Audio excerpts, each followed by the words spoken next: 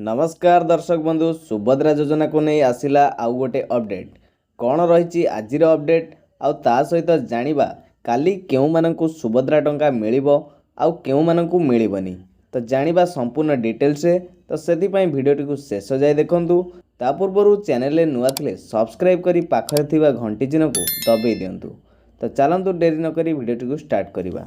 राज्यर 18 लाख महिला को आसीबो सुभद्रा टंका बड़ अपडेट देले उपमुख्यमंत्री आसंता काली मिलिबो सुभद्रा टंका जाजपुर यार शुभारंभ करा जिवो। सुभद्रा प्रथम किस्तिर चतुर्थ पर्यायर 18 लाख रु अधिक हिताधिकारी अकाउंट को जीवो टंका।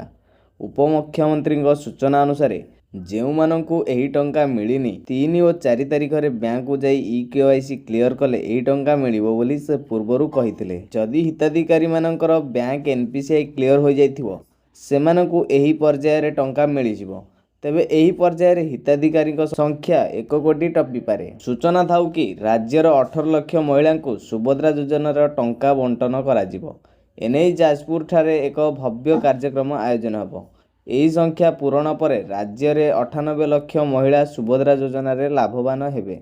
यह सह जेउ माने एनपीसीआई रे रही जिवे सेमानकु मार्च 8 तारिख सुधा जोड़ी दिया जिवो बोली उपमुख्यमंत्री प्रभाती परिडा सूचना दैचंती। 3,38,000 एनपीसीआई मध्यरु 59,000 एनपीसीआई क्लियर होइथिबा उपमुख्यमंत्री कहिचंती। जेहेतु गोटिए भी योग्य हिताधिकारी जेमिति बाद पड़िबेनी से नहीं मुख्यमंत्री कहिथिबा उपमुख्यमंत्री कहिचंती। मार्च 8 रे जेउ माने जोड़ी हेबे से माने प्रथम किस्ती और उभय द्वितीय किस्तीर भी पैसा पाइबे। यह सह सुभद्रा महिलांक पई विकासर मूल पिंड बोली उपमुख्यमंत्री कहिचंती। तो दर्शक बंधु एथला सुभद्रा योजना को नै एक अपडेट वीडियोटी भल लागितले लाइक कर देबे और चैनल रे नुआ थले सब्सक्राइब करी पाखर थिबा बेल आइकन को ऑल ले सेट कर देबे।